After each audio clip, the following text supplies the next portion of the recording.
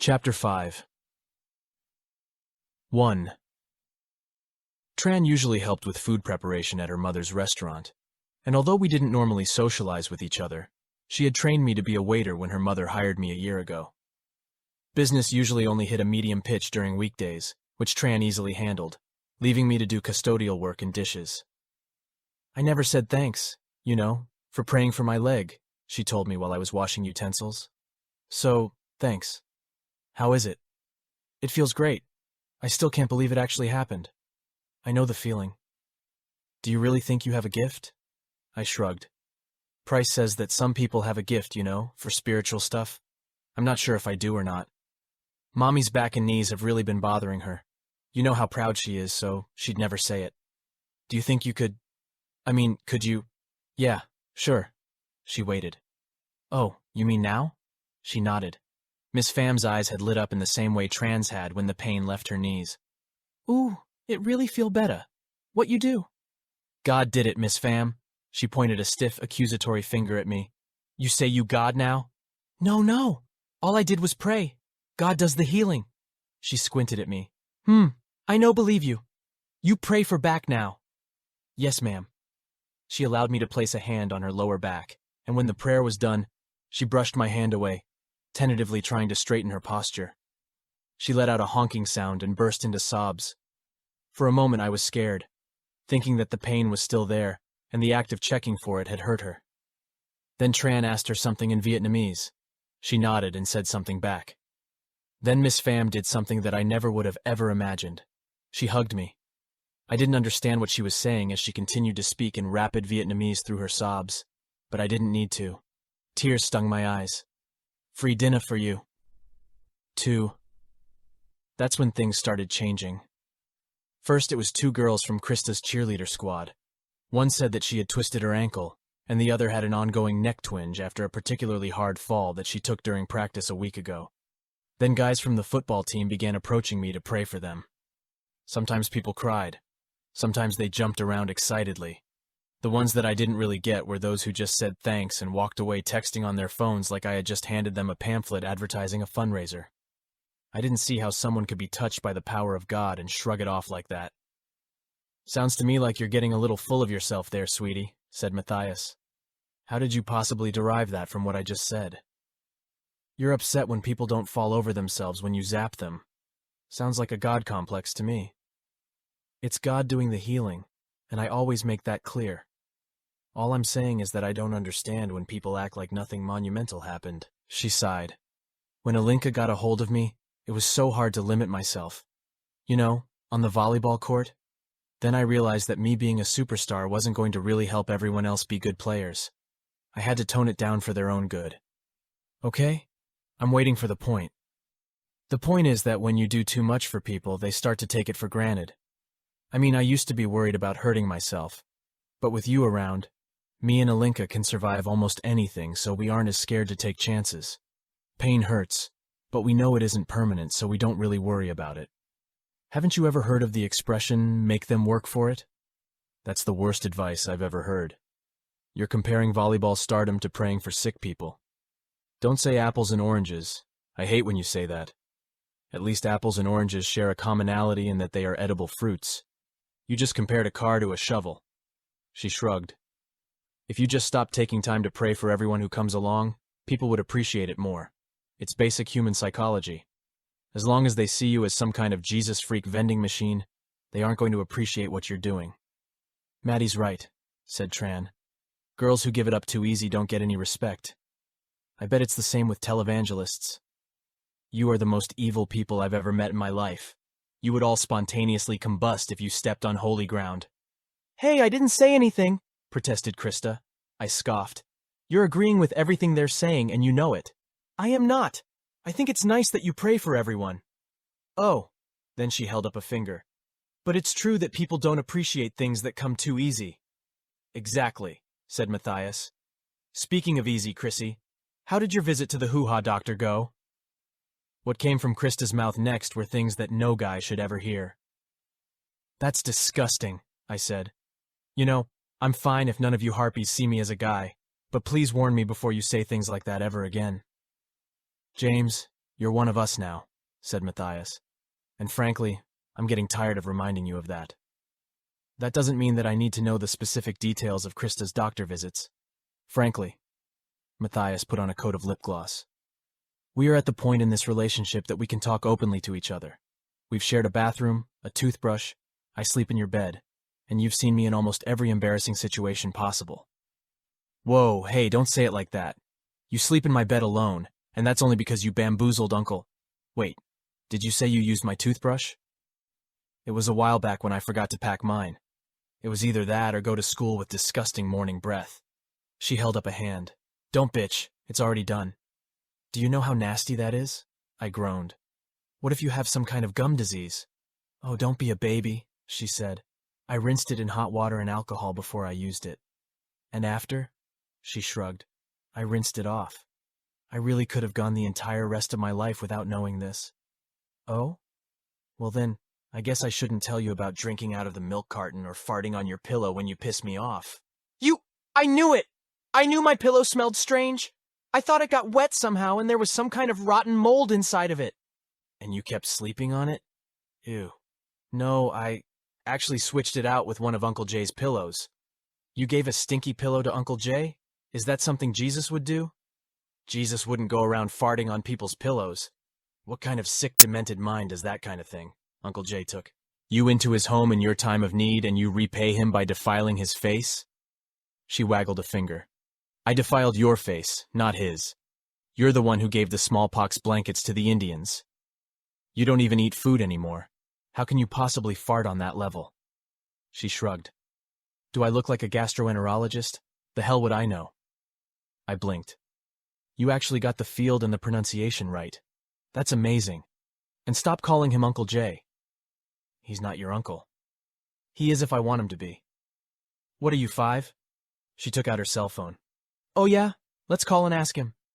She put the speaker on, and after a moment the sound of a ringing phone sounded loudly. "'Lo?" greeted Uncle Jay. "Hi, Uncle Jay. This is baby girl." "Oh, hi, baby girl. I ain't seen you in some time. Is everything okay?" "I'm just fine. Thank you for asking. I just had a little personal business to attend to, but I do hope to be back real soon for some of that wonderful catfish." "Well, I made sure that boy kept your room just like you left it. You just come on back whenever you get ready." "Oh, I certainly do appreciate that.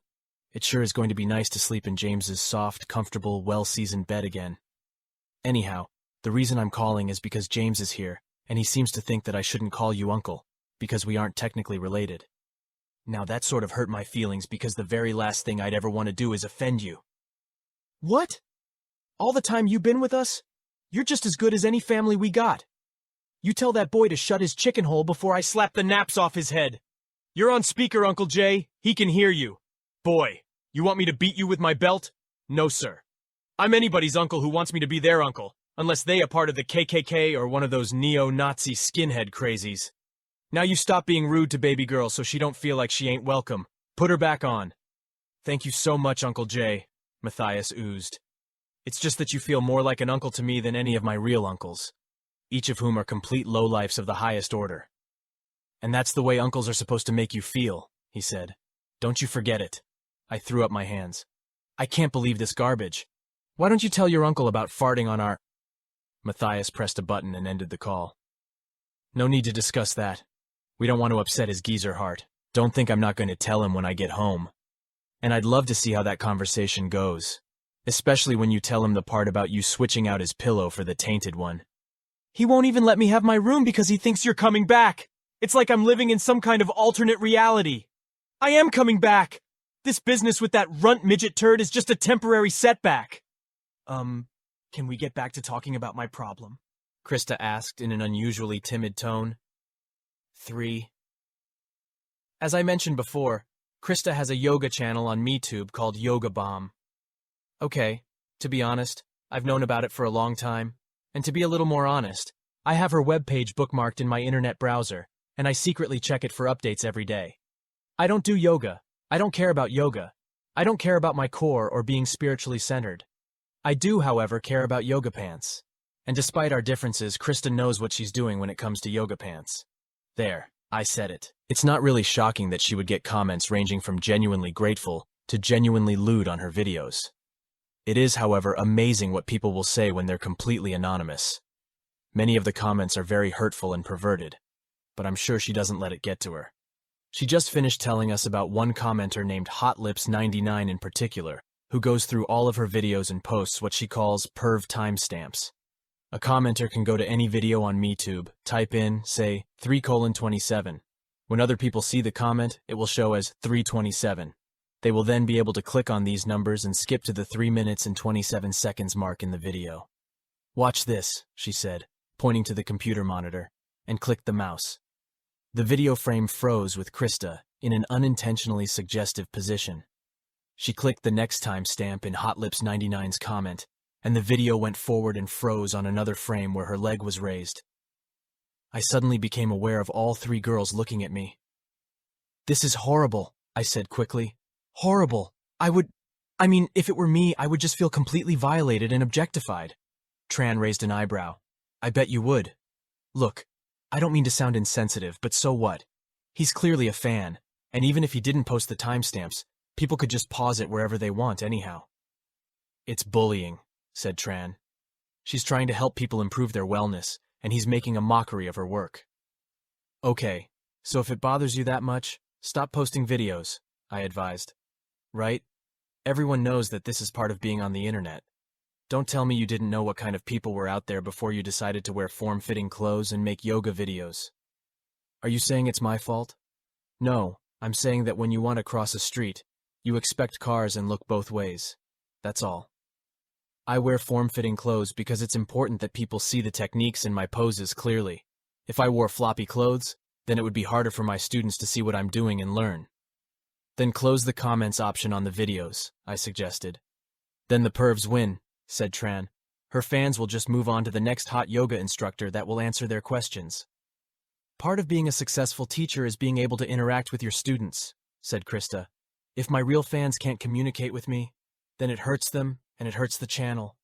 Besides, if I block him, he'll just make another account and keep doing it. It's happened before." "It's bullying," Tran repeated. "There's nothing you can say to argue with that."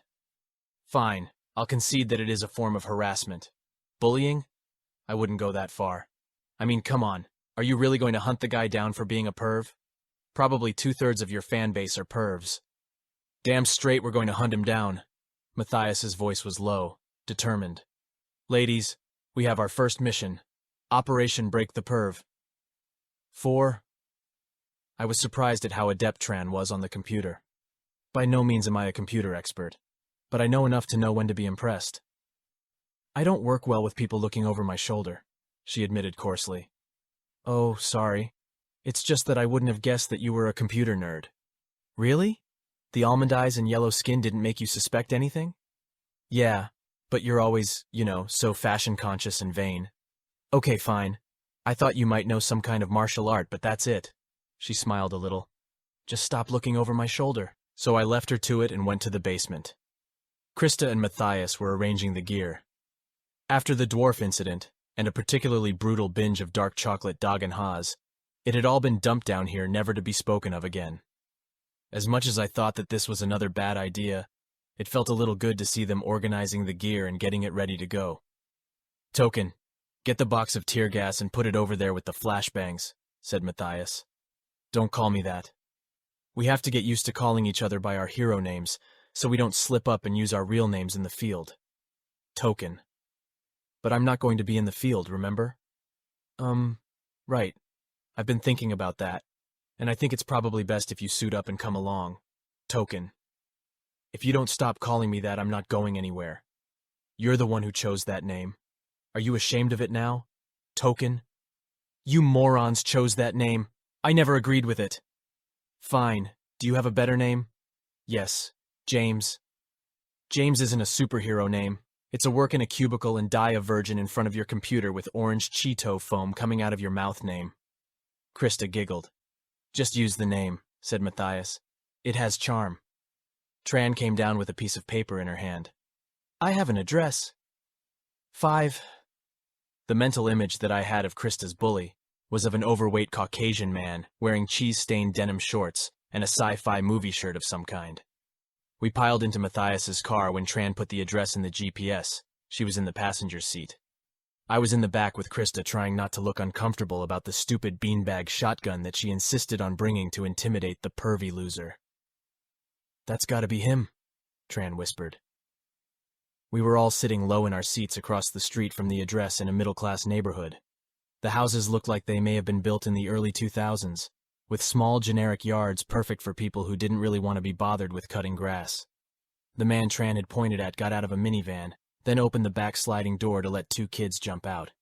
Then he reached in and took a baby out of a car seat. "Are you sure?" Matthias asked. "He looks like one of those pansy-ass stay-at-home dads." "Who cares what he looks like?" whispered Krista. "He's a pervert.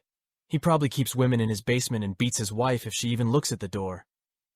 "I don't think houses in this neighborhood have basements," I said. Tran sighed. "How are we doing this?" "I say we kick the door down and go to work," said Matthias. "Go to work?" I asked desperately. "Are you nuts? This is Texas. Every household has at least one gun. The guy probably has an AR-15 next to his TV remote. The only person going to work will be the coroner mopping us off the front porch." "Then what do we do?" Tran asked. "Wait until he leaves, then run him off the road," Krista suggested.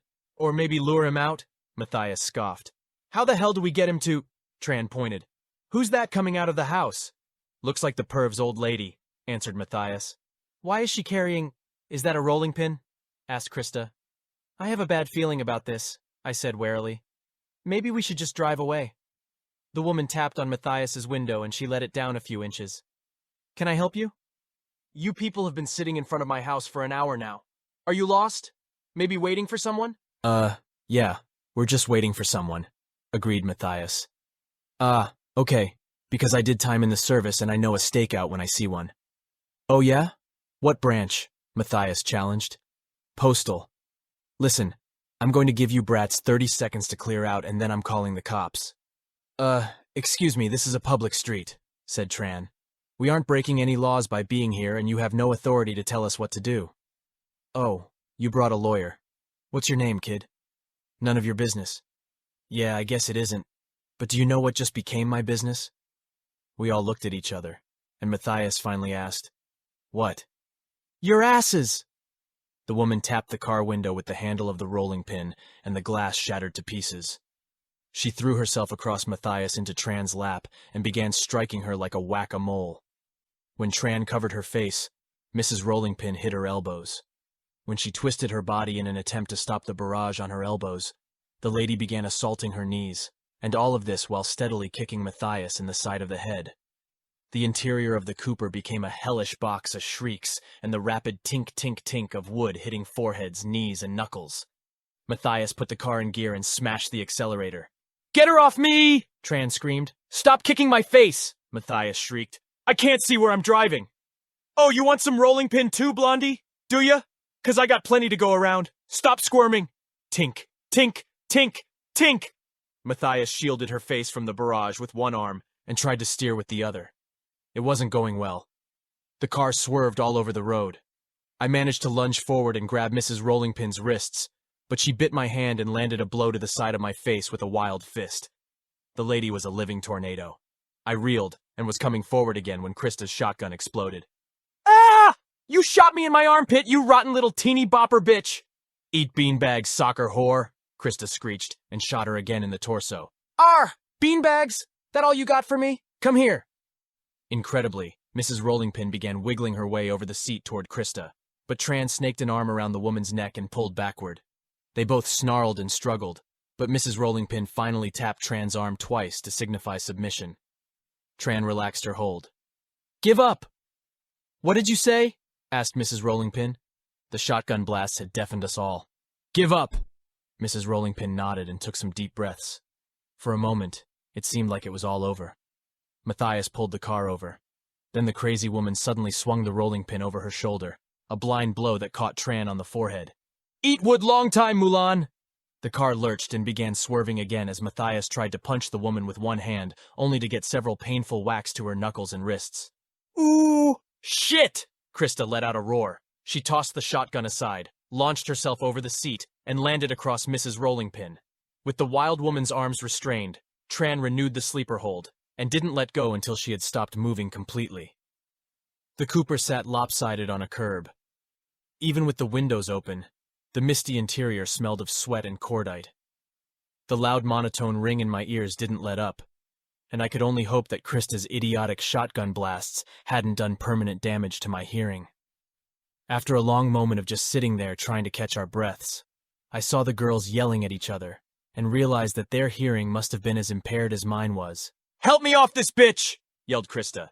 "James, help her off that bitch!" yelled Matthias. I leaned forward to grab Krista by the midsection, then froze. "Look at her ears!" Matthias pointed at her own ear. "Speak up! Look at her ears!" I repeated loudly, pointing at the unconscious woman's head. The girls leaned in and gasped. The tips of Mrs. Rollingpin's ears were pointed. "Have they been like that the whole time?" asked Tran loudly. "Eh?" asked Matthias. "I wasn't really paying attention," I shouted. "Tran's booty addiction?" shouted Matthias. "Oh my God," Krista said breathlessly. "Drive, Maddie! Get us out of here!" 6. I honestly don't know what disturbed me more. That we had kidnapped someone, and that the woman had actual pointed ears, or that Krista gave us directions straight to an old abandoned factory building. It was the kind of place where drug deals were made. Then someone would accuse someone of being a cop, and the undercover cop would have to escape whilst hiding behind a lot of old equipment. Eventually, he would run out of ammo and have to resort to killing the bad guys in creative ways with the stuff on hand. Krista slapped the woman across the face, and not gently, until she began to stir. Matthias had put her in a chair, then bound her arms and ankles with duct tape. In another time and place, it would have been odd that she always seemed to have a roll of duct tape. "Hey, bitch! Wake up!" "Ugh, what the hell? Where am I?" "An undisclosed location," Matthias said. "Yes, that's why I just asked you to disclose it." "Well, we ain't going to, and if you don't start talking, it's going to stay closed." Mrs. Rollingpin frowned. "Are you people really with the HOA? HOA? The Homeowners Association. I thought those bastards sent you stooges to take pictures of our lawn." No, Tran said. "We went to your house to talk to your husband. He's been sexually harassing our friend." "Chip? What the hell are you talking about?" Krista folded her arms.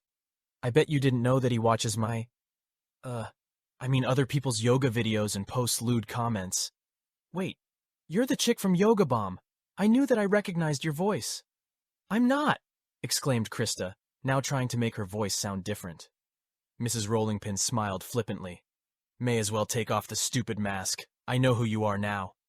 "Don't you watch movies?" asked Tran. "Knowing who the kidnappers are means that they have to kill you." "Ha! Please, you teeny tots couldn't kill anyone. In fact, I'm so sure that you aren't going to kill me, that I'm going to invite you all to kiss my ass and take me home before I call your parents and tell them to kiss my ass. Then I'm going to call the cops, take you all to court, and when the judge gives you 30 to life for kidnapping and torture, I'm going to tell you to kiss my ass again.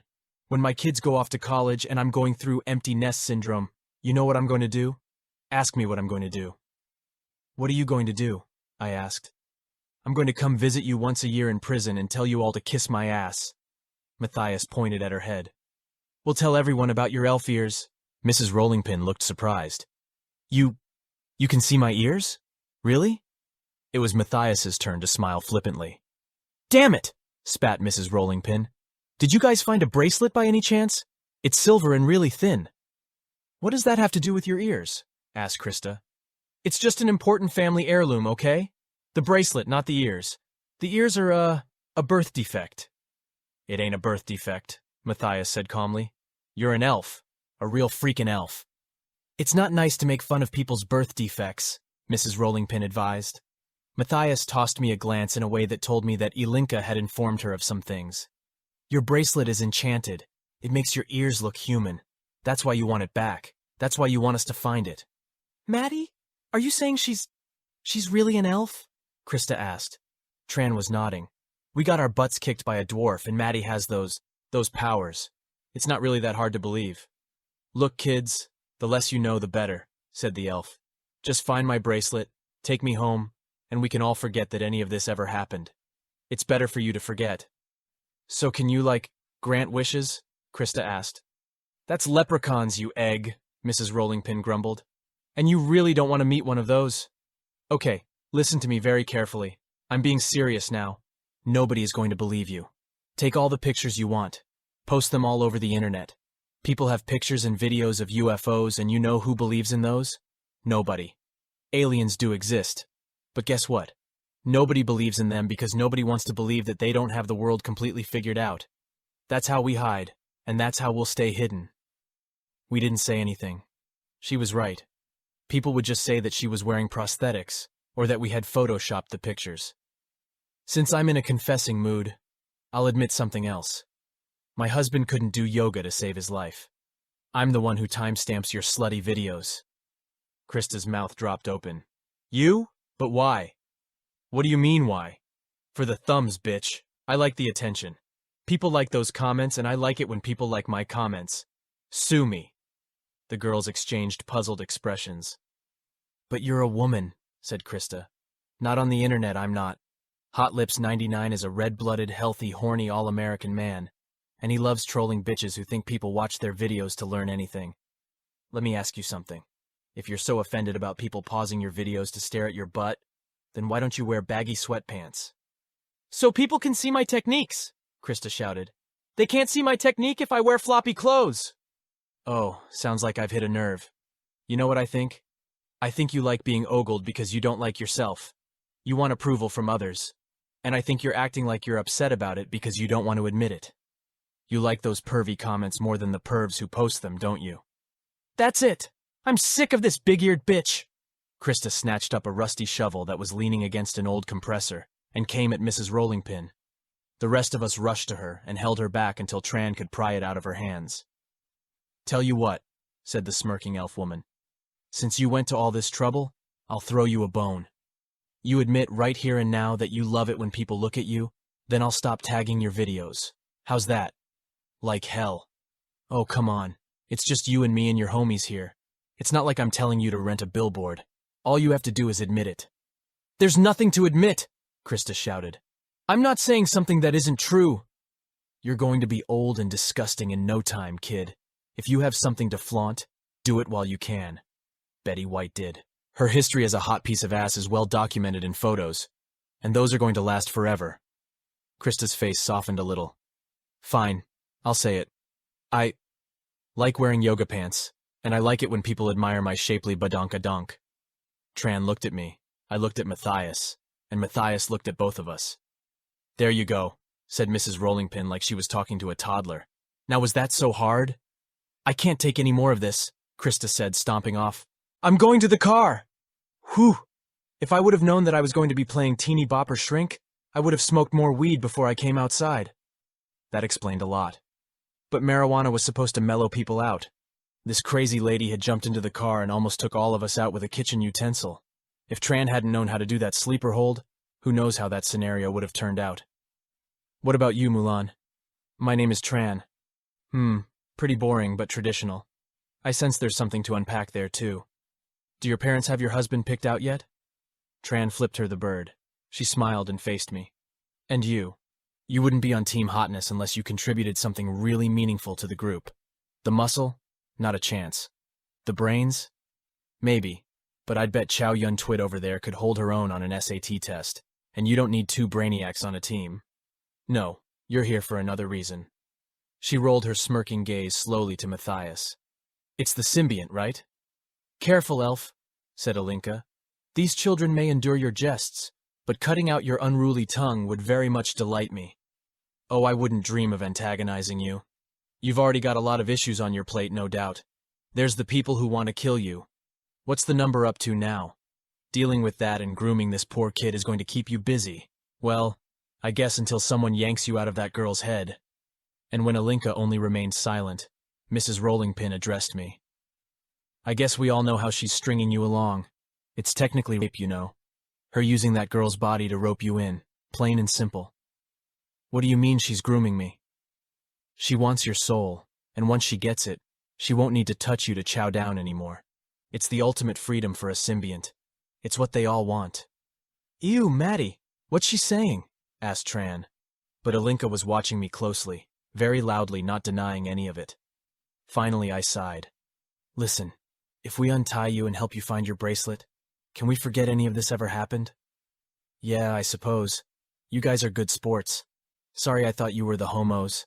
That's what my little girl calls the HOA people. She's so cute. We drove Mrs. Rollingpin back home after thoroughly trying to find her bracelet in Matthias's car. Her husband, a human, seemed to take the idea of his wife launching herself into vehicles, beating people with a kitchen utensil, and then getting kidnapped as just another day at the office. He even offered us each a can of ginger ale after she told him that Krista thought he was a sex pervert. So have you guys actually caught any criminals? His name was Tavish, but he told us to call him Chip. Both names were odd, but Tavish felt more like the name of some sort of emotional response to being told that your other name was Chip. It's actually been kind of a rough start, said Tran. We're going after cyberbullies now, Matthias added. We thought it would be mostly kids that we could, scare straight, but clearly a miscalculation, said Mrs. Rollingpin. Yes, Matthias agreed reluctantly. Well, it could have been worse. I could have been a wood troll. A what? I asked. They're about 15 feet tall, 5 feet wide, ridiculously strong. They wear enchanted jewelry to hide their true appearance like I do, but their strength stays the same. There wouldn't have been much of you guys left 20 seconds after that jumped into your little clown car. Point is, people are rarely what they appear to be. Yes, I think we've learned that lesson, said Matthias with some barbs. Hope so, because a wood troll will twist your head off like a Barbie doll, then eat your corpse to hide the evidence, although they prefer to boil you down first to make a broth. It's really good for their seasonal allergies. Is any of that true, or are you just trying to scare us? Asked Krista. Mrs. Rollingpin glanced up at us from her dinner plate. Just trying to do you a solid. Maybe I'll tag along with you guys sometime. It doesn't sound like anyone's taught you the ropes, and it would be a shame to find out the hard way that you bit off more than you could chew. Taking bullies out is good work. Is there a way to know? I asked. I mean, is there a way to know when someone isn't human? Takes practice. Chip didn't know I was an elf until our honeymoon. Cried in the bathroom for 2 hours. I played his Dawson's Creek poetry, writing ass like a fiddle. That was 10 years ago? He's better at recognizing non-humans now than he was, but he still needs practice. You have to learn how people talk and act because every race has their tells. We met a dwarf, I said, and under the table, Matthias kicked my leg. Most humans don't know the difference between a midget and a dwarf, so the dwarves usually don't need enchanted items to blend in. Mrs. Rollingpin forked beans into her mouth, then tipped her chin at her 2 daughters. Rama Lama Ding Dong's got her father's ears, but Ivran and Clementine are going to have to wear something before they start school. By then her ears will be pointed enough to cause suspicion. I don't get it, I said. It's the 21st century. Why don't elves just come out? Sorry, I can't think of a better way to say it. In a sense, they've actually been out for centuries, said Chip. You'd be surprised at the historical figures who were elves. Celebrities, politicians, athletes. You know that thrill you get when you look at one of those pictures that go 3D when you stare at them a long time? When you learn to recognize people who aren't what they look like. It feels kind of like that. Matthias was shaking her head at me. Look at James. Now he's doomed to wonder about everyone he sees. And you're not? I asked. Come on, this is amazing. I know, right? Agreed Tran. Crazy. This is really messing with my head, added Krista, wiping at her eyes. Matthias was calmer than I would have expected her to be, and it took me a while to understand why. Alinka had a vast knowledge of everything these people were saying, which meant that Matthias did too. I wondered why she hadn't been more vocal about it. The drive back home was quiet. Krista sobbed almost the whole way, and mostly against my better judgment, I put a comforting hand on her shoulder. I'll never forget how she looked at me, probably because I completely understood what she was going through. Well, maybe that was wrong. The reality of Alinka had come on me unexpectedly, but it hadn't been an all-at-once thing. Krista and Tran had gotten it all in about an hour. James, supper time. Matthias was holding her hand up. I grabbed it absently as always and waited for her to let go. The brakes suddenly locked and we swerved onto the shoulder. She turned around in the seat and clutched my hand in both of hers. Nothing's happening! James! Nothing's happening! Chapter 6.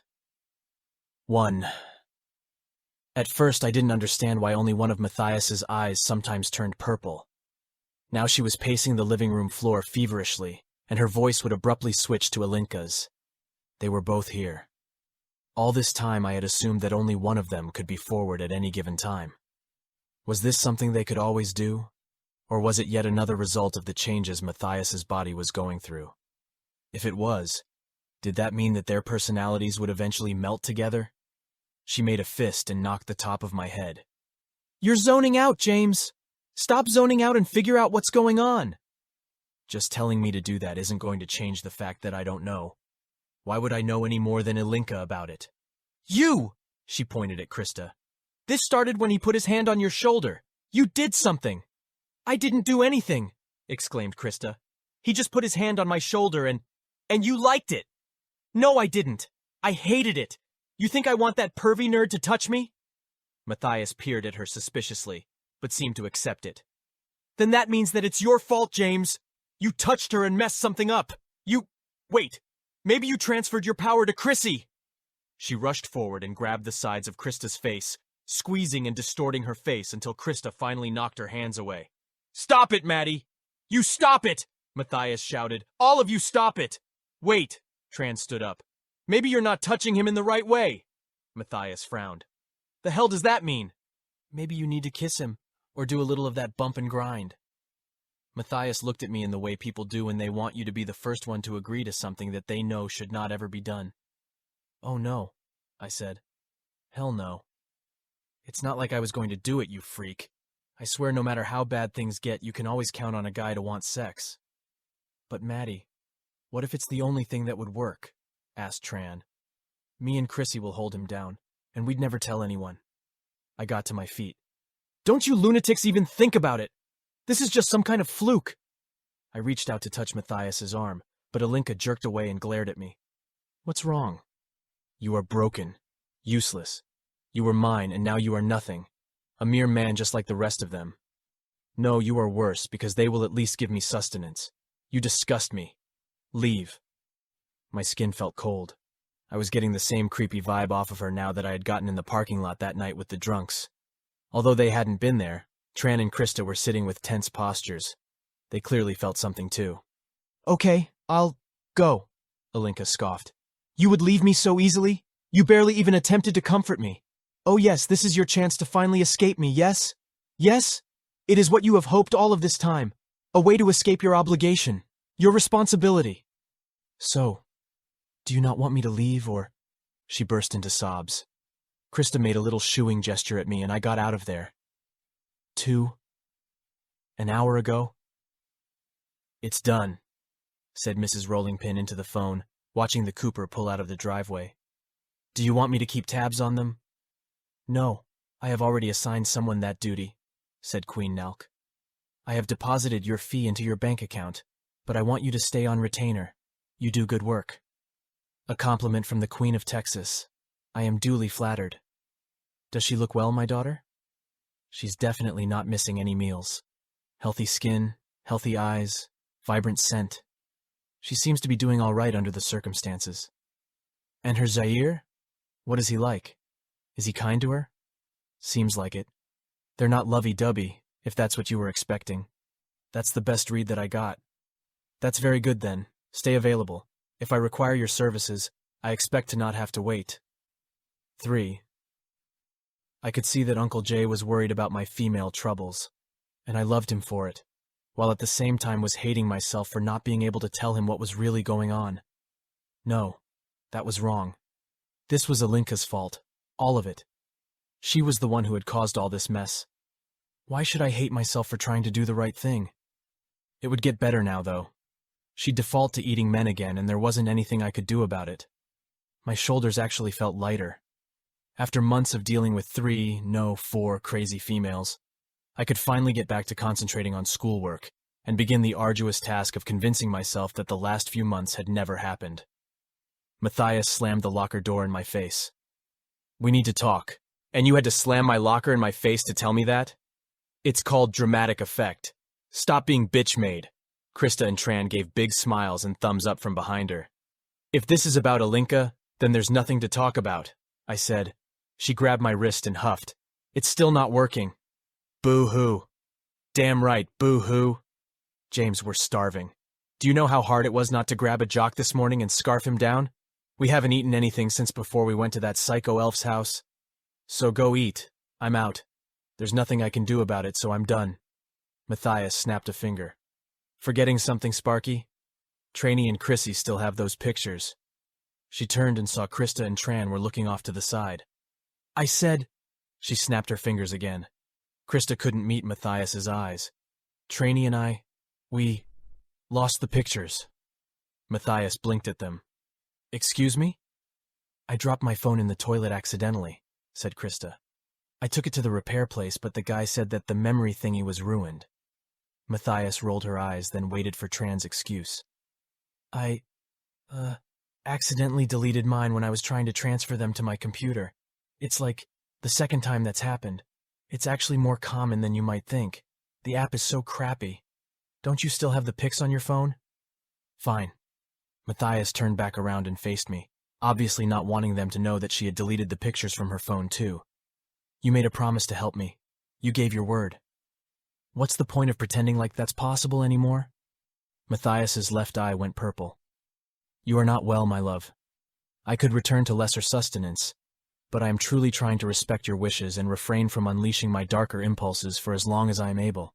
We must see a healer to determine what has gone wrong with your physiology. There was a prideful pleading in her tone that sort of broke my determination. And what if the problem is with your physiology? That's possible, right? Perhaps, yes. That is why we will be examined together. We shall go after your classes are done for the day. Later that evening, we went to urgent care.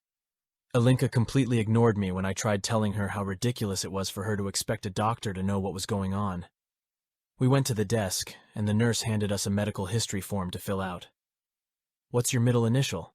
Matthias asked. I'm not telling you my middle initial. D for douche, then.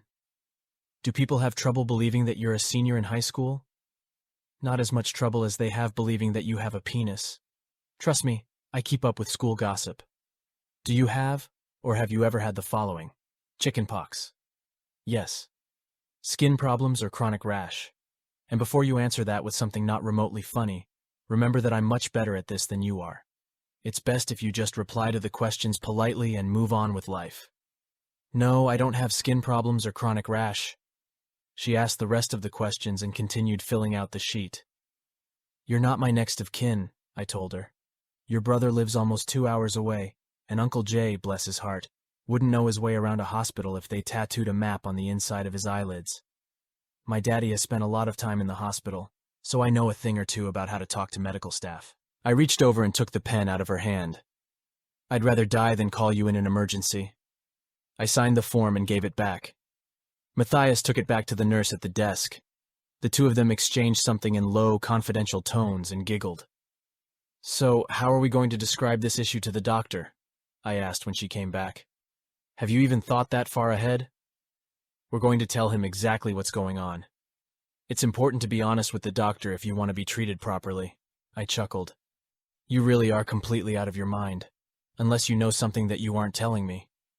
A nurse came out of a door, called my name, and led us to an examination room. Matthias sat down in one of the 3 chairs. I just stood with my arms folded. You can have a seat on the examination table, sir. Yes, Pumpkin, have a seat, said Matthias. The stupid exam table paper crackled cheerlessly under my butt as I sat down. I had to make him come, said Matthias. You know how boys are about doctors? The nurse smiled. What brings you in today, Mr. Riley? Matthias looked at me as she spoke. He's my symbiont's Jair, but since about this time yesterday we haven't been able to absorb him. We're worried something might be wrong with him. Or us. Possibly. My mouth dropped open as the nurse casually jotted down notes. Have you eaten anything different or done any activity that you don't normally do? No, we were just driving along in the car when we noticed it. I see. That's all I need. The doctor will be with you in just a moment. Matthias nodded. Thank you. She didn't even blink, I said when the nurse left. Did she understand what you said? The world is larger than you think, my love, said Alinka. Certainly you don't think that doctors spend so much time in medical school to learn only of human physiology. They know about symbionts? I would have gladly told you of these things and more, but you only wish to keep me contained. If you only understood what we could be, what we are meant to be to one another. The perfect expression of... There was a knock on the door, and the doctor came in. A woman doctor. Hey, don't look at me like that. A lot of people don't like doctors of the opposite gender examining them. It's not right or wrong. It's just natural. Mr. and Mrs. Riley, good afternoon. I'm Dr. Ariel. What brings you in this evening? We're not husband and wife, I said quickly. She's just... The doctor slipped a pair of glasses on and scanned clipboard.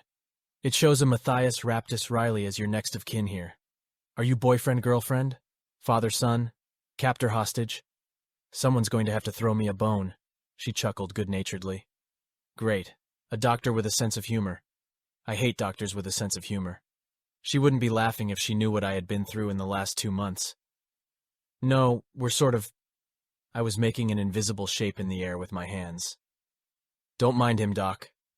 Matthias was holding a confidential hand up to her mouth. He struggles with this any time he meets new people. Like telling people we're together is going to somehow diminish his well-cultivated blackness. That's because we're not together. I see, said Dr. Ariel. Then we'll just call you heart-sworn, star-crossed soulmates, so we can move on. Does that work? Matthias shrugged, then explained the situation, leaving out the more shady parts like us staking out someone's house before almost getting beaten silly by an elf with a rolling pin. And neither of you felt anything abnormal before this happened? Nausea, dizziness, strange sounds or smells? Matthias and I shook our heads, and then I frowned. Wait, you're not laughing or looking at us like we've lost our minds. Why? I don't laugh at my patients, Mr. Riley. I laugh with them. She gave another one off those amiable chuckles. Sorry, Doc, Matthias said with a sigh. But he's still having a hard time dealing with all of this. Get with the program, James. Stop talking like this is normal for you. This is a human medical doctor who knows about symbionts. So does my PCP. They all do. We don't spend all those years in medical school just learning about humans, said the doctor, repeating Alinka's earlier assertion. So, wait. I was going to learn all of this when I went to medical school? Trust me, it's nothing to be concerned about. By the time they finish teaching you human anatomy, your brain is so fried that you'll accept almost anything they tell you. By the time they tell you about elves, trolls, wares, and all that other stuff, any concepts of normality that you had before is gone. Then she peered at Matthias. You are looking a bit pale, Mrs. Riley. When was the last time your symbiont fed? Just before this happened, and not anything since. She put special emphasis on the last part, as if she deserved a reward and commendations for not zapping people to within an inch of their lives. May I have the two of you hold hands briefly? We did as she asked. And you feel nothing at all, Mrs. Riley? Not even the mildest sensation? Nothing. That pretty much eliminates a biological factor. There are diseases that manifest these symptoms, but it's extremely rare that one will completely prevent the symbiont from absorbing at least a small amount of sustenance. And that means that it's not me? Asked Matthias.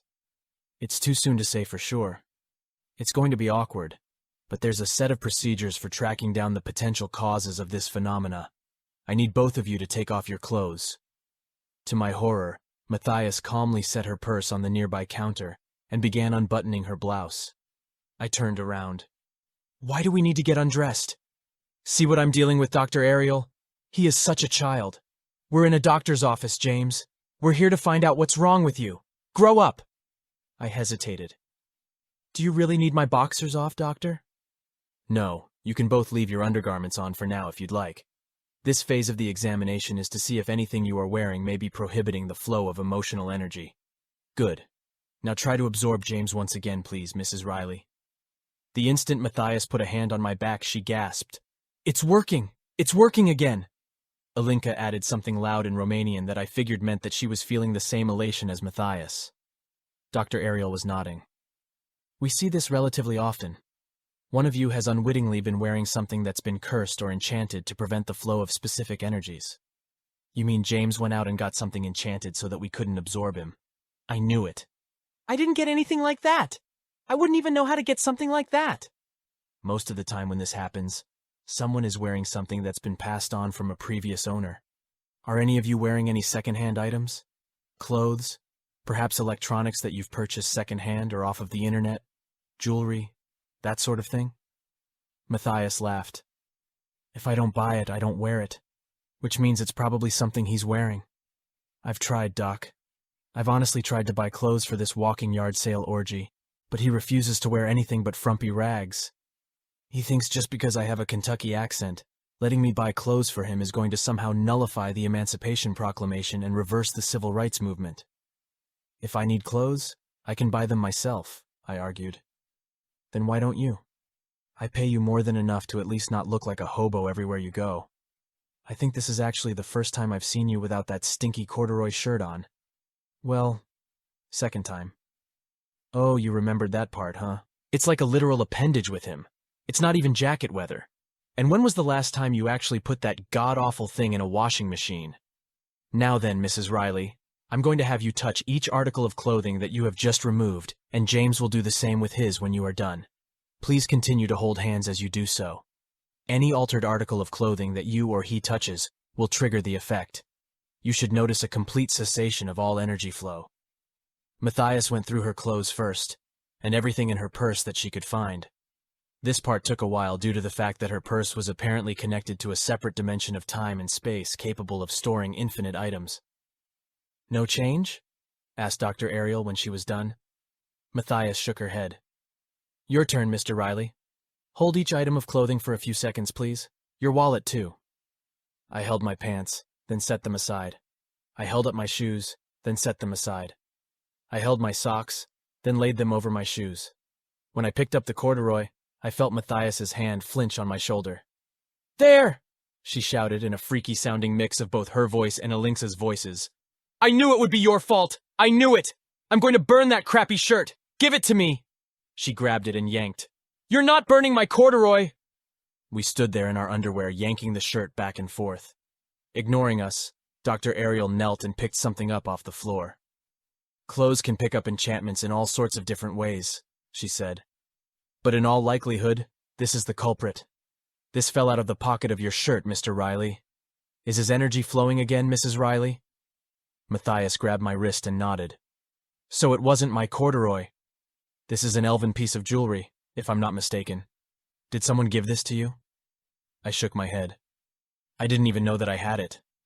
Wait, Mrs. Rollingpin was looking for a piece of jewelry after, we gave her a ride, remember? This must be it. But how would it get in the pocket of my shirt? It's possible that the two of you may have been a victim of shenanigans. Shenanigans? Asked Matthias. Someone who knew of Mrs. Riley's symbiont could have planted it in an effort to confuse and panic her. Just to watch us run around like crazy chickens, agreed Matthias. Mother-humping crazy chickens. Her voice was tinged with that high-pitched shrill that was an indication of what I was coming to think of as a MMMB, Matthias mini mental breakdown. We don't know that's what happened, I pointed out. The thing might have just somehow slipped into my pocket when we were fighting in the car. No way! That long-eared bitch did it on purpose. Get your clothes on, James. We got work to do. Chop chop. Mrs. Riley, you should take time to recover your strength before engaging in strenuous activity. Can you please stop calling her Mrs. Riley? I asked tiredly. Please? You know we're not married. You can actually see with your own eyes that we hate each other. James, you heard the doctor. You're going to have to shut your dumb face and carry me on your back until I recover. I'm not carrying you. You've been walking just fine. Matthias pointed a finger at Dr. Ariel, who shrugged. Being carried would decrease the strain on her legs, which should aid in a speedy recovery. She went 1 day without eating. 1 day. Which for a symbiont is equivalent to about 4 days of you going without food. Oh, give me a break. What about the strain on my back? Matthias was buttoning her blouse. There's no way I'm going to be able to piggyback in this skirt. Scalpel! Dr. Ariel pulled a scalpel out of the pocket of her lab coat and handed it to her. You keep a scalpel in your lab coat? I asked. She nodded. Scalpels always come in handy. I winced as Matthias made a slit down the middle of her black silk skirt and handed the scalpel back to Dr. Ariel. She tied my corduroy around her waist, jumped on my back, and bucked impatiently. Thanks, Doc. You got a fat tip coming. Move it, James. Dr. Ariel was waving.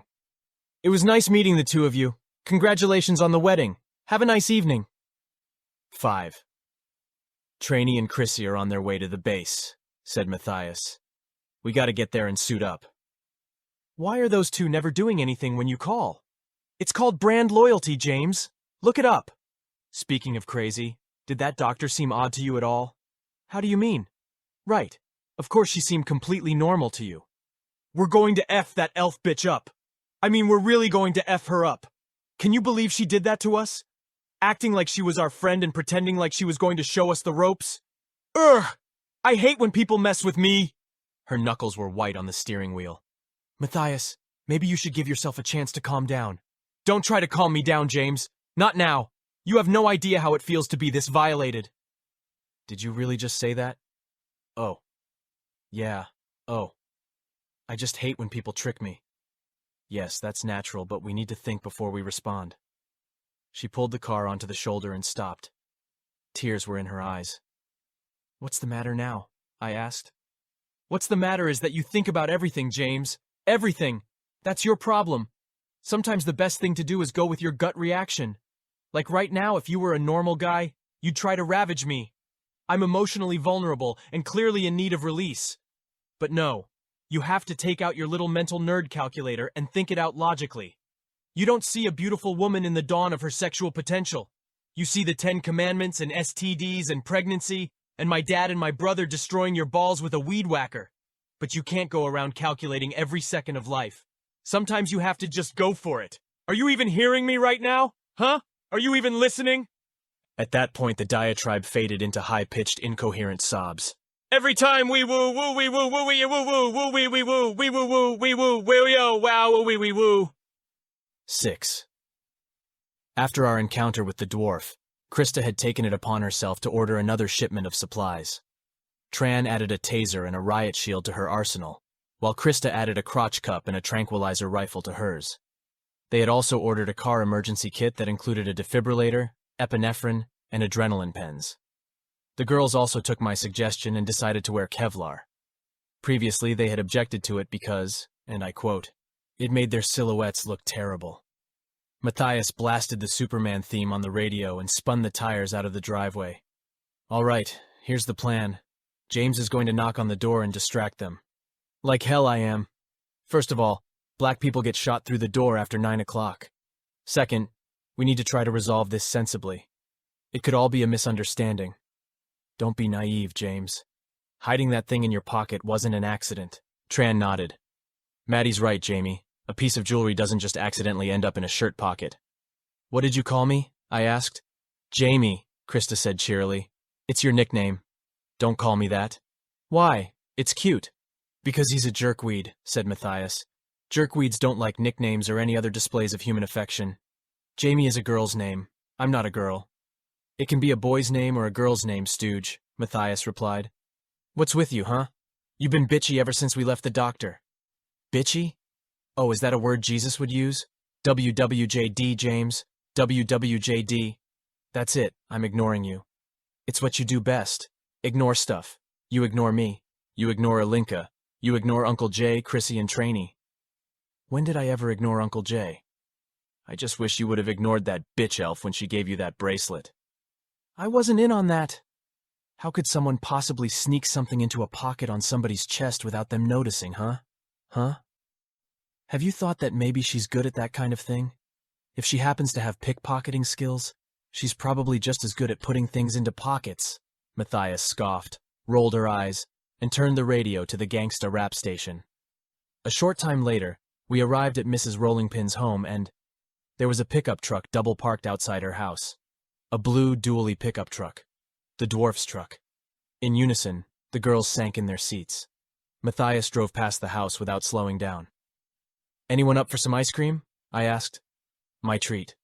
Krista and Tran nodded, but the car stopped abruptly. Tran's voice was small. Maddie? I'm done being afraid. I'm done running. What do you mean?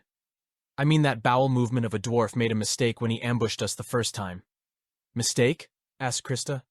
What mistake? He should have finished the job. Tran gulped. You mean he should have killed us? Matthias held up a tear gas canister. That's right, because this time I got something for his misshapen little ass. My heart was basically in my throat as we walked up to the front door. I had resolved to run for my life at any sign of trouble, and had advised Tran and Krista via a quick text message that there was no shame whatsoever in leaving Matthias behind to save their own lives. Ding-dong went the doorbell. Matthias held the canister behind her back and smiled beamingly. Chip answered, but his eyes were bloodshot. Have you been crying? Matthias asked. Hey guys, come on in, he sniffled. Krista grabbed Matthias's wrist. Could be a trap. Oh no, said Chip. I mean it was. We were going to F you kids up most righteous right here on the front lawn, but things took a turn. They got my baby, Mrs. Rollingpin screamed in the living room behind him. They got Rama Lama Ding Dong. 7. Krista, Matthias, Tran, and I all stood ready for some kind of trap to be sprung, but it never happened. Chip told us that while they were waiting for us to come seeking vengeance for Mrs. Rollingpin planting that stupid bracelet in my pocket, their firstborn, 7-year-old Rama Lama Ding Dong had wandered into the backyard. I saw the shadowy figure jump over the fence, said Mrs. Rollingpin through sobs.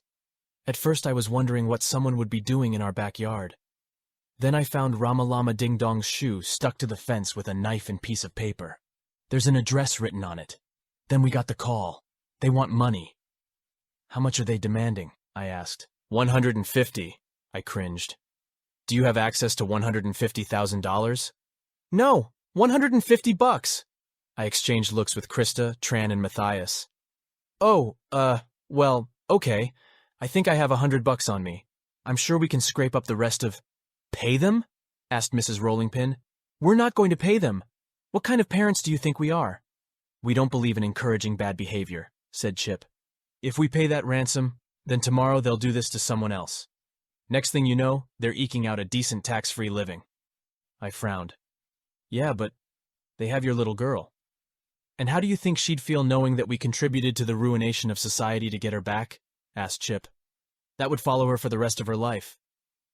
What's that there behind your back, lass? The dwarf asked Matthias. He had been sitting contentedly on the sofa with a can of root beer. The big hammer was resting hilt up within reach on the floor. Matthias shrugged nonchalantly. It's nothing. Is that a fact? Because I spanked you pretty good last time we met, and when a spanked lass shows up holding something behind her back, a smart man tends to think that she has something for his arse, do you? He slowly reached over and put a tiny palm on the hilt of the hammer. Do I what? Do you have something for me, arse? Matthias slowly brought the canister from behind her back and looked surprised. Oh, this? Oh no, this was a, housewarming gift. She went to the fireplace and set it on the mantel next to the family photos and a snow globe. See? Doesn't it look nice there? Aye, cheers the room right up. So are we cool? I asked the dwarf. You're not going to attack us at random again, are you? Again? I didn't attack you at random the first time. 'Twas the girlies who started the fight in the parking lot. Like hell, snapped Matthias. We were trying to back out of the parking space and you wouldn't move when I honked. I was waiting for someone to pull out of a space myself. All you had to do was wait a bit and I would have moved. But no, you had to be rude. I was looking at Matthias. You told me he just attacked you guys out of nowhere. She folded her arms. I might have given him the finger and called him some choice names. Oh? 'Tis that what happened? Because as I recall, you jumped out of your car and commenced to beat me truck, me baby, with your harlot's fist. Then your mates got out with weapons and the like, forcing me to defend myself. I'm as chivalrous as the next man, lass, but when you lay hands on a man's vehicle, all bets be off. Truer words had rarely been spoken. Tran and Krista were looking away. Matthias was beet red when she turned to Chip and Mrs. Rollingpin. Anyhow, all that is in the past. What can we do to help? Colin and I have a plan, said Chip, but I don't think you guys are experienced enough to get involved in something like this. No offense. Matthias put a hand on her hip and pointed at Mrs. Rollingpin. We had enough experience to kick your wife's Betty Crocker ass. Actually, I was high on grass at the time, so I had a handicap, sobbed Mrs. Rollingpin. Chip leaned over and whispered something to his wife, then looked back at us. All right, but only because we can use all the help we can get. We think we know where the kidnappers are hiding out. They're at the address written on the paper, right? I asked. Colin stroked his beard. That's just the drop point.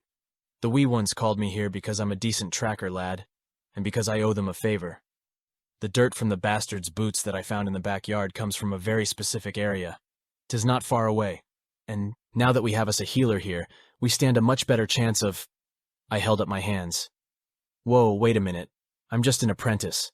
I've prayed for some backs and a broken leg, but I'm not... Colin sipped his root beer and gestured at Krista and Tran. You're Liam Price's apprentice. The Almighty clearly healed these wee harlots on your behalf. Otherwise, they'd still be laid out from the tannin that I gave them. Yeah, but some say he's one of the greatest healers of his generation, Price. I didn't see it with me own eyes, but me brother's wife's cousin's sister-in-law's uncle says that he heard tell of a group of 27 ninjas got into a tussle with a poison ivy elemental. Big as any house, those things are. Devil to bring down, and even if you do, you itch for a week after for the spores they spit out everywhere. The ninjas managed to kill it, but they were suffering from a mighty itch for a week afterward. They were on the verge of insanity, near to scratching the very flesh off of their bones. But Price sent up a prayer, and they all got healed at the same time. 'Tis a gift he has, and ye have it too. Then you should call Price. I took my cell phone out of my pocket and brought up the contacts list. I have his number right here. Time is of the essence, lad. If we don't get to the kitty soon, the bastards will assume we ain't paying and squeeze the elf oil out of her. Elf oil? Are you kidding me? 'Tis great for frying up the tastiest mushrooms and truffles you ever wrapped your lips. Chip and Mrs. Rollingpin were looking at him. I mean, not that I've ever tasted this stuff, mind you, but I've heard that chefs pay a pretty penny for it on the black market. Mrs. Rollingpin's sobs were renewed upon hearing this, but Colin continued. If Price believes in ye enough to take ye under his wing, lad, then I've no doubt that you have the juice. You just have to believe it for yourself. I threw up my hands. You people are crazy. We can just pay the kidnappers and send the kid to therapy if it bothers her that much. Or we can call the police. We don't have to risk our lives. These people could have guns. Colin raised a hand and shook his head. No, lass, don't hit him over the noggin. I turned around. Matthias was holding a large golf trophy in the air over my head. Chip's name was on the brass base plate, and under his name was the word participation. You were going to hit me with a participation trophy? She dropped the trophy. I've had it up to here with your chicken shit, James. Why won't you help this poor little girl? Because cops are trained to handle this kind of thing. We aren't. Knowing your limitations isn't cowardice. Why didn't you walk out with us when we got tired of feeding hobos the other day? What does that have to do with anything? You could have talked sense into us and kept us from getting out of the car and getting manhandled, Krista added. And Maddie told us that you hid from Danny in the bathroom. Correction. I tried to hide, but I ended up getting tranquilized and having my testicles kicked into my sternum. I'm just surprised you have balls at all, shouted Matthias. You won't even try to grope me when I'm emotionally vulnerable. Why would you want that? You have to know how weird that sounds. Mrs. Rollingpin raised a hand holding a wad of tissue. I can explain that one. She doesn't want you to sexually harass her, hun. She wants you to want to sexually harass her. Of course, she'd slap the hell out of you for trying to touch her goods, but making the effort shows that she's worth that slap. Most men just don't get that. Sometimes it's just about making the effort. Matthias burst into tears. Danny understood. He was a randy horndog jerk when we first got together.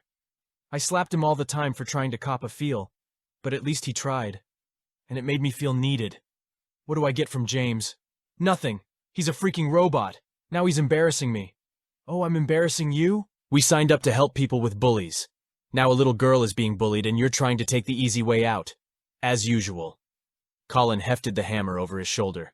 You can't shout courage into a man, lass, and you sure and can't beat it into him with a participation trophy. He's either born to it or life has to pour guts down his gullet some t'other way. I put a frustrated hand over my face and let out a little involuntary giggle. I'm the only sane person in this house. There's another bit of business, I think. Colin was looking at Mrs. Rollingpin. She shook her head. No, I can't. I've put that life behind me. Aye, lass, the rolling pin 'tis a fine weapon. Dependable. But your wee one needs you to be at your absolute best right now. Ursula, get your bow. You can't ask her to do that, Colin, said Chip. It might break her. Aye, but it's for her kitty. All children break their parents. 'Tis just a matter of when it happens. If not the teen years, then the cost of college will do it for sure. Mrs. Rollingpin squeezed Chip's hand. He nodded. The two of them went to the sofa and turned it on its back. There was a rectangle cut into the hardwood floor. She reached down, pushed 2 places, and something under the panel clicked. It recessed slightly, then popped open. A metallic bow gleamed in a locked display case. 10 arrows lay neatly in a quiver next to it. Mrs. Rollingpin closed her eyes. "I never thought I'd see this again after." Chip put a caring arm around his wife's shoulder and kissed her cheek. We watched her strap the gear on, and I have to admit, as mentally disturbed as this cow was, watching her tie that quiver to her waist and hold that cool-looking bow was sort of awesome. I did wonder why she had it hidden away, and why they seemed so worried about her using it again. There was, however, no need to wonder if she knew how to use it. "You really know how to use that thing?" asked Matthias. Mrs. Rollingpin sighed and nodded at Chip. He knelt down and lifted the display case out of the floor. We all shielded our eyes at the sudden brightness. There must have been hundreds of trophies and gold medals, all in archery and hair-blowing. "What's hair-blowing?" asked Krista. Mrs. Rollingpin pulled the tie out of her hair, and it actually began to blow. I looked around for a vent or open window, but the air in the living room was still. "How are you doing that?" asked Tran. "A special shampoo, a very secret family recipe." The girls fell to their knees and kowtowed. "Let's go," Colin said, and was on his way to the front door. "The lad can stay here and guard the fort.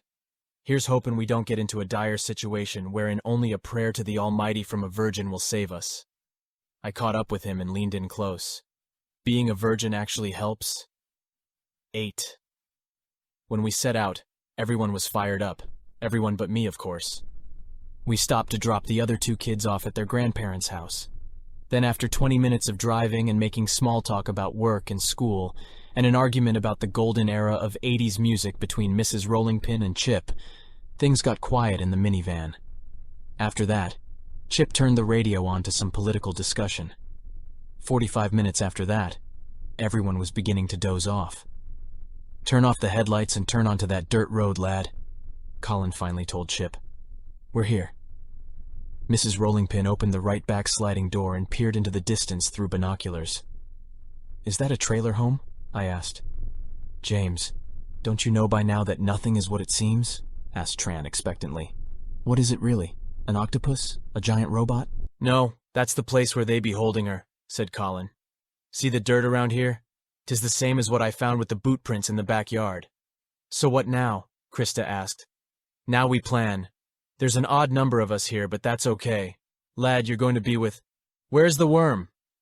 That was when we noticed the back door of the van was open, and that Matthias was gone. We heard sounds in the distance, followed by shrieks of pain. By the time we reached Ilinka, she was done. Her whip had taken the hands of both guards off at the wrists. She dusted herself off casually and glared at Colin. "You talk too much, dwarf." Mrs. Rollingpin knocked 2 arrows in a flash and released them. 2 more guards who had come running out from behind the trailer fell backward. "What are you doing?" asked Chip as I took a bandage out of the first aid kit hanging from my shoulder. I knelt next to the screaming men holding their bloody wrist stumps. "They'll bleed out if I don't do something." "That is the intent, my love," said Ilinka. "I'm not going to let that happen." Mrs. Rollingpin came back holding 2 bloody arrows. "I hope you don't intend to treat all of these sons of bitches, because I plan to make a lot of corpses tonight." Are those guys over there really dead?" asked Krista. She was looking at the 2 men that Mrs. Rollingpin had shot. The weeds around the trailer were just high enough that we couldn't see more than the silhouettes of the figures, but they were laying very still. "It's hard to take an arrow to the chest and keep breathing, kiddo," said Mrs. Rollingpin. Oh God, I'm going to roar!" Tran had been pale, but I think she would have held it together if Krista wouldn't have lost it. Vomiting can be one of those odd chain reaction things, like yawning. They both let out a surprisingly impressive amount of glistening slop onto the ground. Colin leaned over to Chip and spoke low as he worked on the lock. "Why is so much of the food not chewed?" The lock finally clicked, and he slipped the metal pick back into his leather wristband. The door slowly opened. I gaped. What in the world? It was a huge warehouse. Boxes and machinery stretched far into the shadows. Amazed, I stepped back outside, and yes, it was a simple trailer home. But how? "A magical illusion meant to dissuade the curious," Ilinka said patiently. "I will explain it later if you wish. Come."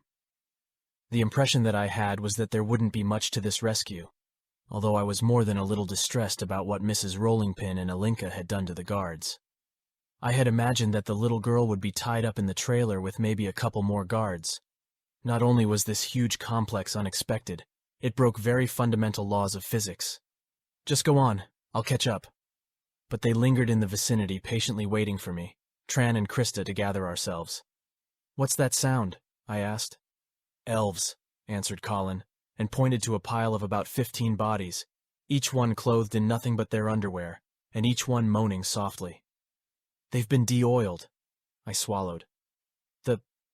The dead bodies moan? They're not dead, said Mrs. Rollingpin. The oiling process leaves an elf in a state of temporary rigor. These bastards toss them aside until they get limber, then de-oil them again. I frowned. Okay, wait. I get the feeling that there's something I'm not completely grasping here. They're alive, but they just can't move? It gets worse, said Chip, gripping his baseball bat. You kids should wait here if you don't want to see how it's done. They put them through. Rollers. God help these sons of bitches if they've de-oiled my baby girl. But they don't die? I asked. No. So, what's the problem? They all looked at me. Don't be an insensitive ass, James, snapped Matthias. Nobody has a right to steal someone else's body oil. The next room had a lot of machinery, but the ones that stood out were the giant beige rollers. 2 men came out from behind a stack of boxes behind us. Chrissy! Tran snapped, but Krista was already on one knee aiming her tranquilizer rifle. A dart appeared in the torso of the man coming at her, and he fell on his face almost instantly. Tran's beanbag round took her assailant in the crotch, her favorite target for whatever reason. The man fell next to his cohort, screaming in pain. She went over and knocked him unconscious with a swift kick to the face. Rama Lama Ding Dong! Mrs. Rollingpin shrieked, looking up at the mezzanine.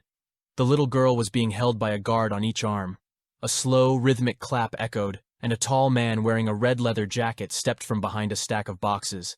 His straight posture and sharp features made him look like a stage magician. Guests, and at such a late hour. Tell me, how did you find us? Mrs. Rollingpin knocked an arrow and aimed it at him. Your operation is finished. Now give me my daughter, you bastard. My operation? Oh dear madam, this facility is but one of many in this region alone. Shutting this one down is meaningless. America's kitchens will swim in the oil of your flattened children. But you're an elf, said Colin. How can you do this to your own kin? Leatherjacket shrugged. A man's gotta eat. Roll the brat. Mommy! The 2 guards picked the girl up and forced her feet first into the rollers. Mrs. Rollingpin loosed an arrow, but Leatherjacket caught it, actually caught the arrow, then jumped down and disappeared behind the stacks of boxes. Well, see if you can catch this. Colin tossed his hammer in the elfman's direction. There was a crash of cardboard, a ding, and a distant thud. The dwarf ran after him, moving with scary speed.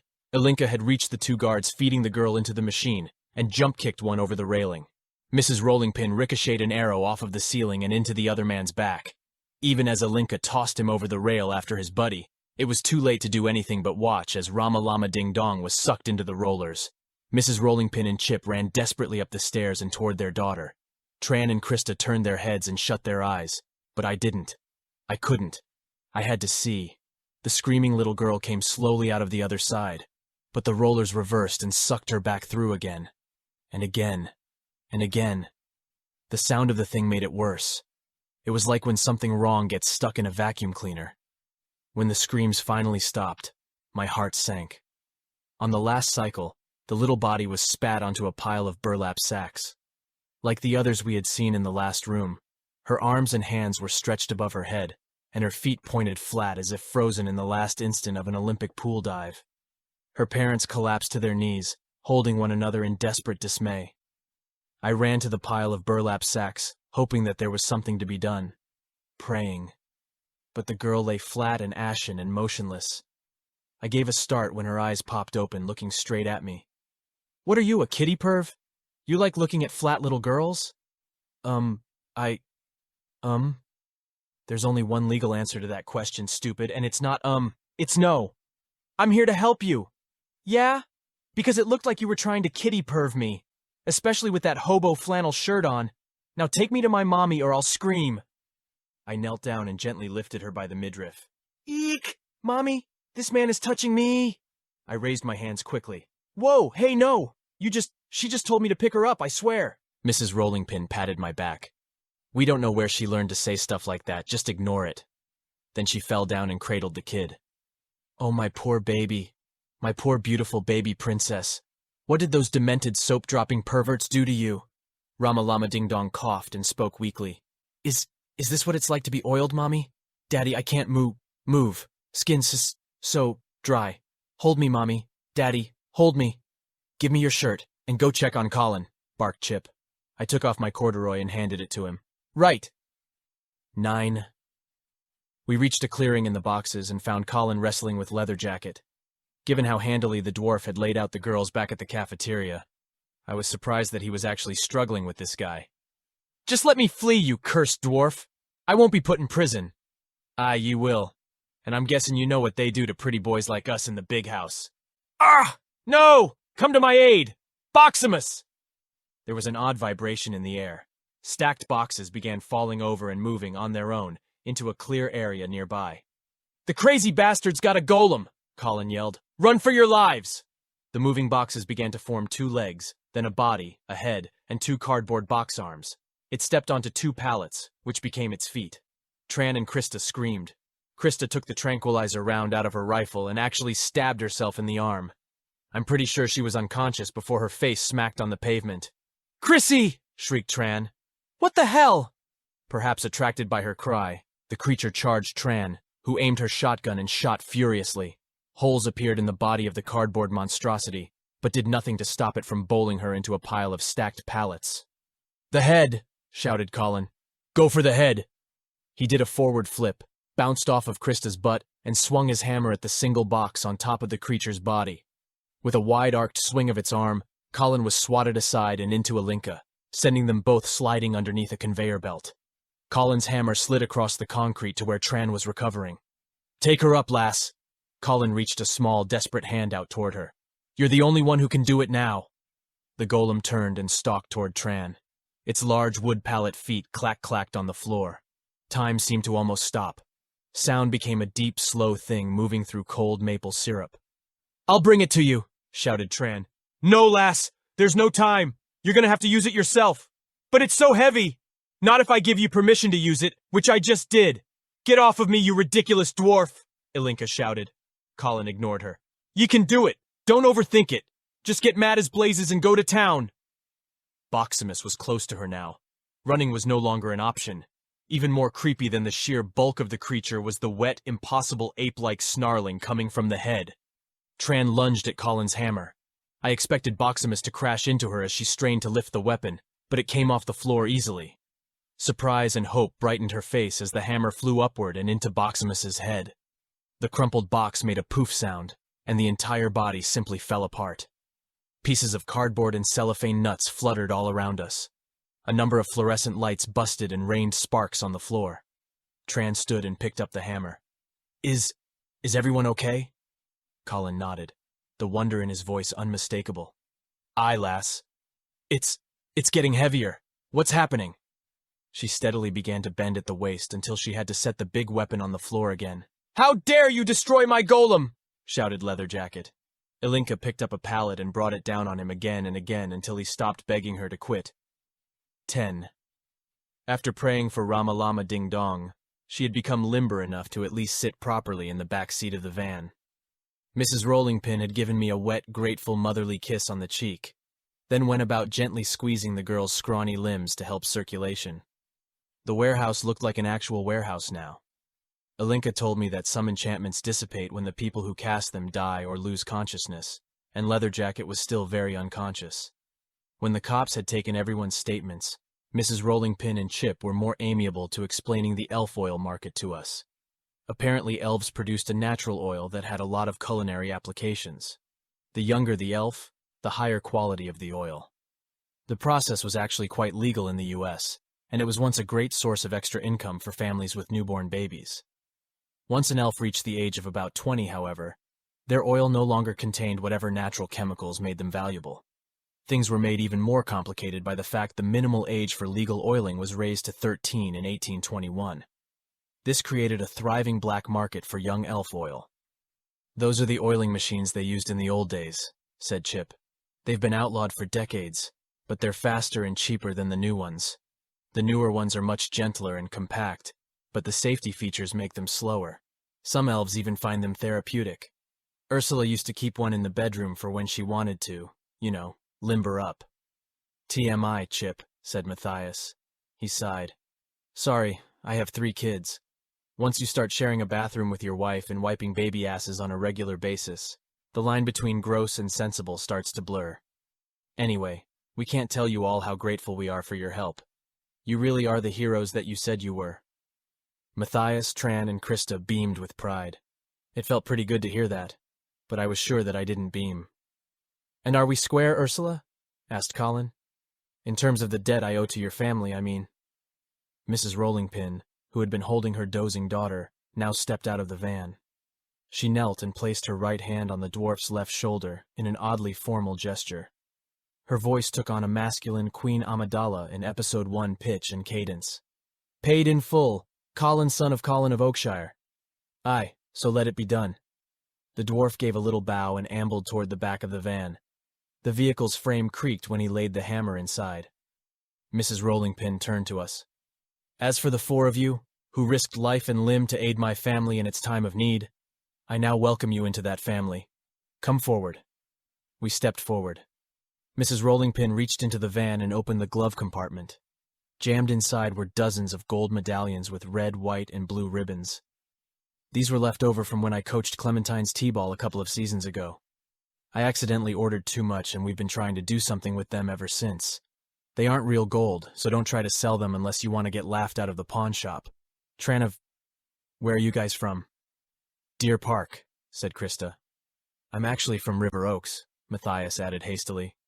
Wow, that's a golden zip code. What the hell do your parents do? Matthias shrugged. They travel a lot. Okay, vague much, but whatever. Tran of Deer Park, step forward. Tran stepped forward, and Mrs. Rollingpin hung one of the medals around her neck. Thank you for your bravery. Your beanbag shotgun was surely blessed by the gods this night. Krista of Deer Park, step forward. Krista stepped forward, and Mrs. Rollingpin hung a medallion around her neck.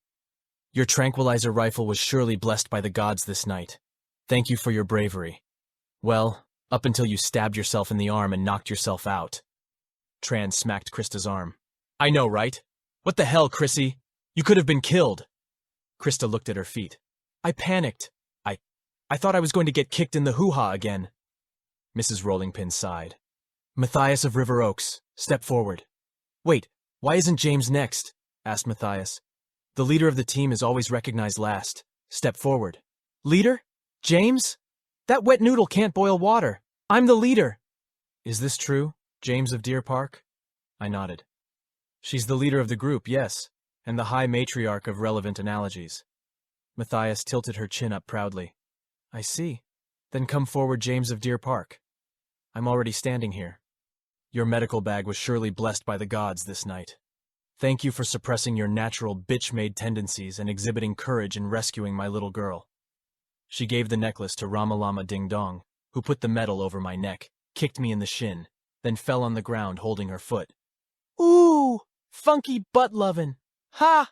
I raised the leg of my pants up and showed her the metal bar. Prosthetic leg, son. Matthias of River Oaks, step forward. Matthias stepped over the writhing girl, smiling brightly. Your leadership, bravery, and sportsmanlike conduct were instrumental in this night's victory. Your worm and her whip were surely blessed by the gods this night. Alinka grunted impatiently. Her worm has a name. It is Alinka, and if you wish to keep your breasts fastened to your body, you will not refer to me as worm again. Oh, well then, maybe it's best if I give you a medallion of your own. You were, after all, instrumental in the success of rescuing my little girl. The gods have... I have no use for your ridiculous trinkets. What I did tonight was done to protect James. Nobody else. And with that, Matthias's left eye turned auburn again. Okay then, kneel, Matthias of River Oaks. Matthias knelt and received the medallion. And rise, Matthias of River Oaks of Clan Fiberglass. Clan Fiberglass? She asked. My family's ancient crafting specialty. All elf clans are named according to their family's crafting specialty, and those who save the life of any member of that family are, from thence, adopted. Matthias didn't look impressed. But ain't that the stuff that looks like cotton candy and goes in the attic? Fiberglass has many uses. How can fiberglass be ancient? I asked. It was invented in something like the 1930s. It wasn't introduced to humans until that time. Elven folk have used it for millennia. Matthias nodded. Oh, okay then. Well, now that we're part of the family, any chance you could let us in on the recipe for that magic shampoo? Krista and Tran leaned in expectantly. Not until you reach rank 100. How do we do that? Asked Krista. Keep doing things for any fiberglass elves that you meet. There's an app you can download to keep up with your points. Matthias squinted. The hell? Great. So what rank are we now? Asked Tran. Mrs. Rollingpin scoffed, her voice returning to normal. You're rank 1, kid. Matthias raised a finger. Wait, we just helped you save your little girl. That's got to be worth 100 ranks. That's worth an entry into the family. You have years of elf booty to kiss before you can even think about getting that recipe. And even then, most of the ingredients require you to get rank 100 with other clans. How many clans are there? Asked Krista. 20.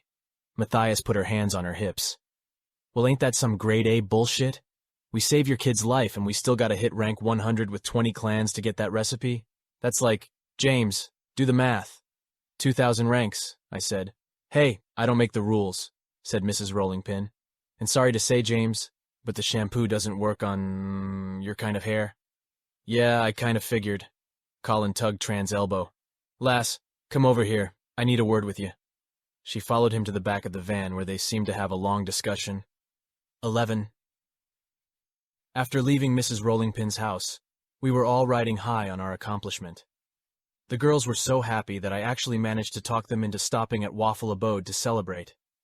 Tran and Krista were hungry after all that vomiting, and it was the only place open at that time of night.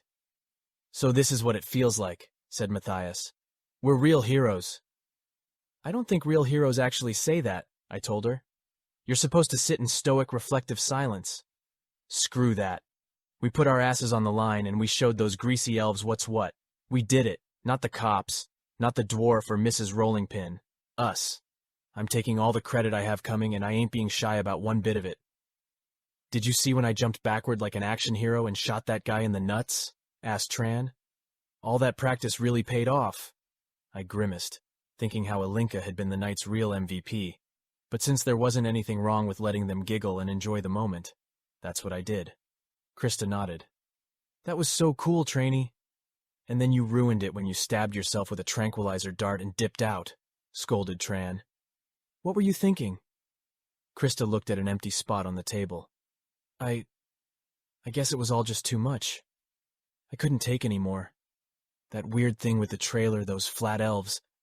The monster was... She burst into tears. I reached across the table and squeezed her wrist.